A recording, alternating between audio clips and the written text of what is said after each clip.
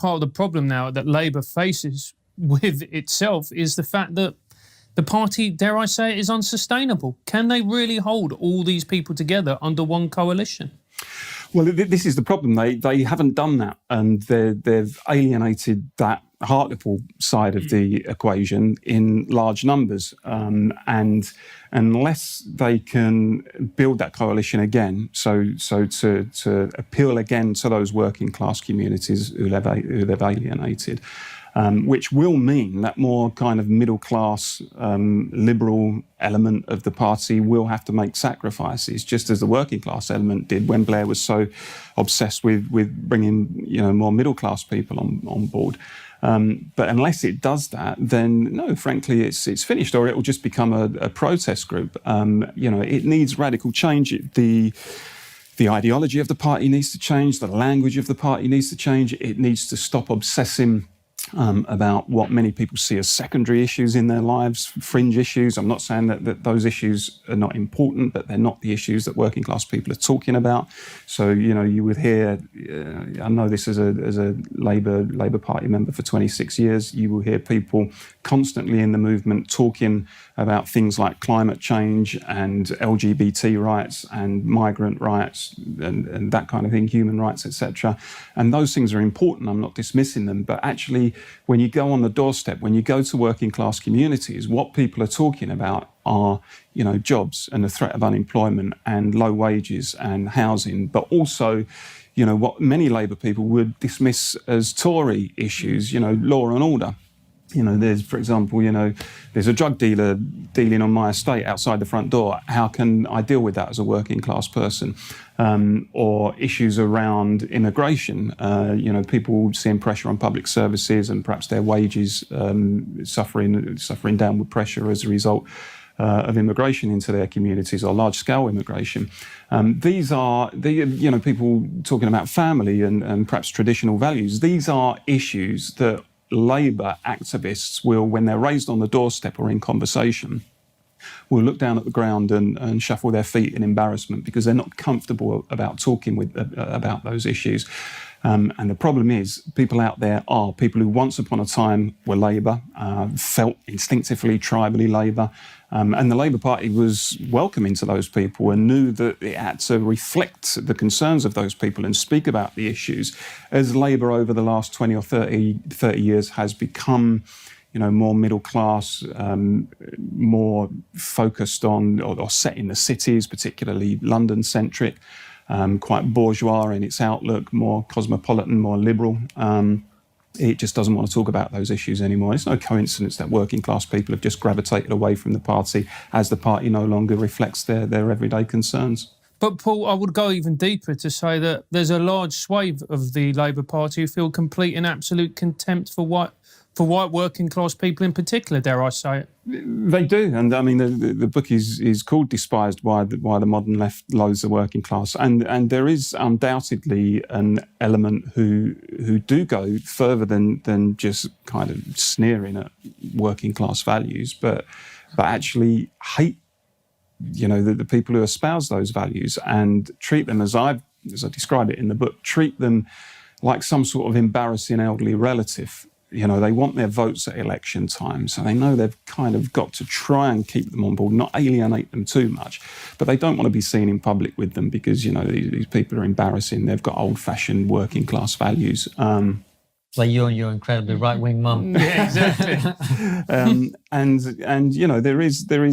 There is a contempt, and when I was a guest on the show before, I talked about things like the Gordon Brown incident with Gillian Duffy, and I talked about Emily Thornberry with the St George's flag. Well, you've got the white van on the cover of the book, which I think I'm imagining is a reference to that very comment, because it's such a visceral thing, isn't it? Yeah, and the thing about Emily Thornberry is she obviously, she's part of that middle-class liberal Islingtonian set who really don't understand, I don't think, people in communities where they do fly St George's flags and drive white vans, and saw what she saw and thought it was so noteworthy that it was worth tweeting about.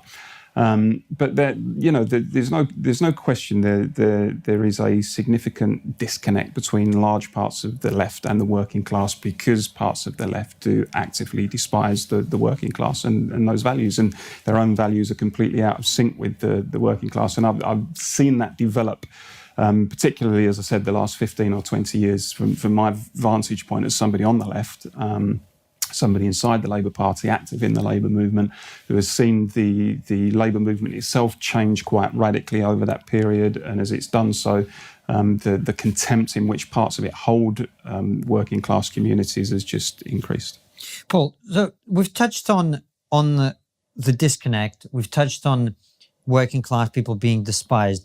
And we've touched on Tony Blair. And if we connect all those three things together, I would argue that Tony Blair would likely have been perceived as very, very successful had it not been, number one, for the Iraq War, and number two, for mass immigration, the impact of which was starting to be felt by the time he'd already gone. But, when we talk about people being despised for their views, I think there is no bigger issue than immigration, on which the disconnect is as bad and as fierce. So what should a healthy left-wing position on immigration be in our society? Well, I believe that there's nothing incompatible on the left about believing in regulation of the labour supply. And in fact, until fairly recently, that was a mainstream position on the left. You knew that the labour supply was a market dynamic, which, like all market dynamics, needed to be regulated so as to provide the best possible outcome for workers. That wasn't particularly a controversial position on the left. Now it is. If you say you're in favour of regulating immigration, you're a bigot, and you're a xenophobe, and all of this sort of stuff. And people will just hit you with, old slogans about migrants are not to blame, as if you're blaming migrants personally, which of course most people, when they argue in favour of regulation of the labour supply, are not doing that. So that position has changed fundamentally, and I think the idea that anyone on the left should campaign in favour of unrestricted immigration, bearing in mind the impact that it can have on wages. I mean, broadly, overall, the impact is negligible in this country, but it can have more significant impacts on things like wage distribution and the wages of people at the lower end of the scale. And it shouldn't be controversial to say that actually, also when it comes to things around planning for a government, you've got a plan around welfare and housing and employment and things like that. You need to know the numbers of people that are coming into your country. And, I argue in the book that you can look at a country like Japan, for example. And Japan has fairly tight immigration policy. I mean, it doesn't close its borders completely, but it does manage numbers, and numbers are modest. And it will say, there's a culture in Japan that says, if you come to Japan, we're Japan, and we expect you to assimilate. We like being Japan. We don't particularly want to be anything different. Japan, no one could seriously argue that Japan is anything other than a highly advanced, civilized, safe, clean, modern democracy. And the fact that it manages its immigration levels doesn't mean that it's somehow uncivilized or uncultured or all its people are xenophobic. And that's the sort of thing that I would like to see in Britain. I'm pro-immigration. I've always been pro-immigration. I think it's brought benefits to our country. But like anything, you can have too much of a good thing sometimes. I like a glass of wine, but I know too much wine can sometimes cause problems. I like exercising. I know if you exercise to an extreme, it can cause problems. I think good things in moderation is the approach that we should take. And I think the really sad thing is actually, I think that's the view probably of most people in this country. Most people, I'm certain, and I quote some statistics in the book, I think most people see immigration as a good thing, but they don't particularly want porous borders. They don't want unrestricted immigration. Neither do they want to put the barriers up completely. I think the problem is where the policy has been so relaxed, and people in those working class communities which have to deal with the impacts more than any other communities of large-scale immigration. And I saw it as I describe in the book, in the community where I grew up in Barking and Dagenham. It poisoned the whole debate. And what you had and what you've seen in this country now is a country that was pretty tolerant towards immigration, and by and large, I think still is. because their trust has been abused and because they've been dismissed as bigots and xenophobes for saying, actually, look, can we slow this down? Can we have a properly managed, regulated system? That has toxified the whole debate and has caused, in many respects, a culture war over the whole issue. And frankly, until the left gets to grips with it, and I guess Brexit allows us to do it to a certain degree, but until the left gets to grip with that issue and its impact on working class communities and stops just simply sloganising and dismissing working class concerns as being driven by bigotry and xenophobia, then they will never win back the people that they need to win back. And part of the problem, isn't it also as well, the people advocating open borders, freedom of movement, blah, blah, blah, their jobs aren't a threat. Their wages aren't being impacted by them. So by them advocating that position, they've got no skin in the game, really, have they? That's exactly the point. And it tends to be the very people whose wages and, as you say, jobs won't necessarily be under threat, who, of course, are the most relaxed about it. I read something recently. I mean, obviously, I'm in the trade union movement, and every trade union leader you could meet would probably disagree with me vehemently on this. And someone said, if there was competition for jobs as general secretaries of trade union movements as a result of an oversupply of labour from abroad, then all of a sudden, you might see a different approach. So it's certainly true. And again, it's individuals who are not affected by it, and don't always live in the communities that are affected by it. And I guess from the book's point of view, I describe this in quite graphic detail. I lived for 35 years. I grew up in Barking and Dagenham, and that was very much what you would call a red wall seat. In Barking and Dagenham, two separate constituencies, but both what you would call red wall seats.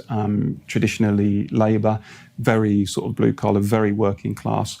And at the turn of the century was really caught in the eye of the storm in the debate over globalisation and immigration. I mean, there were, and I saw it myself, large numbers of people coming in, mainly very decent, nice, law-abiding people, but often competing for jobs with local people, often not much in common culturally with local people. There were language barriers, etc.